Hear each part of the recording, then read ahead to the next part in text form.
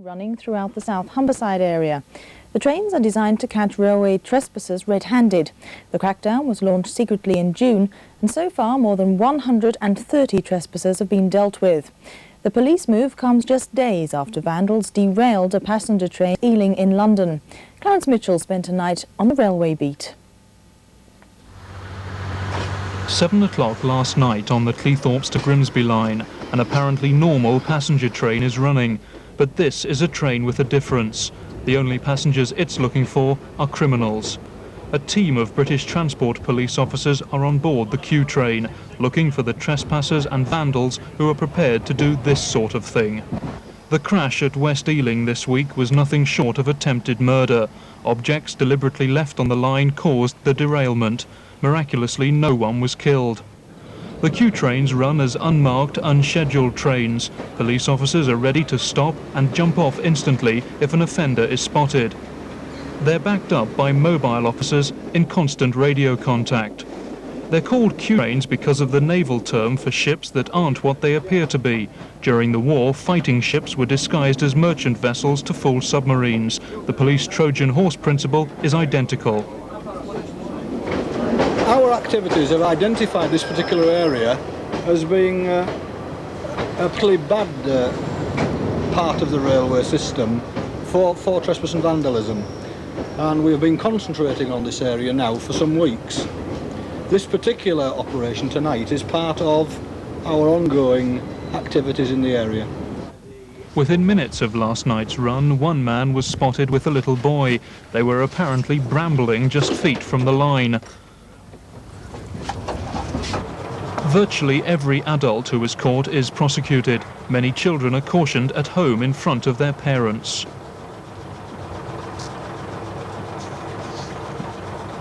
When you arrive and stop people, what's their reaction to your presence and what they're supposed to be doing? Do they seem surprised? That particular gentleman that we've just dealt with, he was a bit objectional. He says, I come down here on a regular basis and he can hear the trains coming, which I find surprising. Both me and my colleague here have been in the force 10 years, and we do know that these trains can creep up on you without you really knowing that they're there.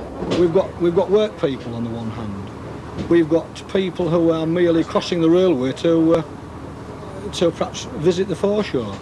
We get people walking the dogs along the railway in this area. The forms of vandalism that we experience here vary from stone throwing at trains. We've had instances where stones have been put on the railway and much larger objects such as concrete fence posts. On one instance we had a piece of furniture on the railway, an easy chair. Another man was seen cross the line before making off across a car park. He's in the car park. Throughout the operation, other alleged offenders were being stopped by the police car. Was that to the left? Yeah, to the left. You see? Yeah, I got it. Yeah, they got it. Within just 2 hours, 36 cases of trespass were dealt with. The mobile. Sorry? The mobile. He's just there. For the mobile. I think it's a police job. Yeah, we can bring it back. Have you got a permanent address, sir? No. You haven't got a permanent address? No. Well, I'm afraid you're under arrest, sir. British Rail welcomes the Q train for bringing home to people the severity of going onto a line. For goodness sake, if you value your life and your life of your children, please keep them off British Rail. Unfortunately, over the years, I've witnessed fatalities in our industry, and for heaven's sake, don't let it be your door that our police are knocking on to say your son or your daughter has been involved in a fatality in our industry. The message of the Q train is simple. If you're out to cause trouble, you'll get caught. If you don't want to get hurt, stay away from the lines. Urged to take action following a leak of figures showing a dramatic increase in the number of accidents on automatic level crossings. The information is contained in a Department of Transport report due to be published later in the year. It shows a 100% increase in accidents on crossings, including ones like that at Lockington in Humberside. the scene of a disaster 3 years ago. 9 people died in the locking disaster when the Scarborough to Hull train collided with a van on a completely open automatic crossing.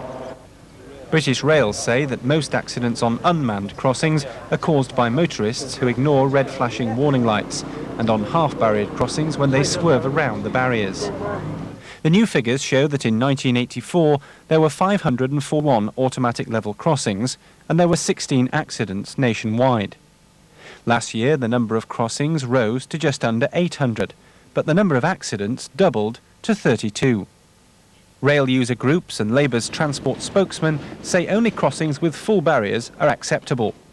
We need the full barrier crossings because they're safer. Why are not British Rail doing that? Because they don't have the resources to invest in these crossings. And secondly, the government require them to prove a 7% return on the investment of a barrier before they can put it in.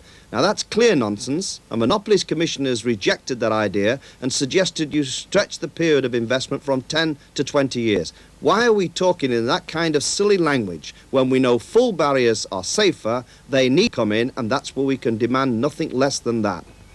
BR say they are concerned about the accidents and are warning people about the possible dangers through leafleting and advertising.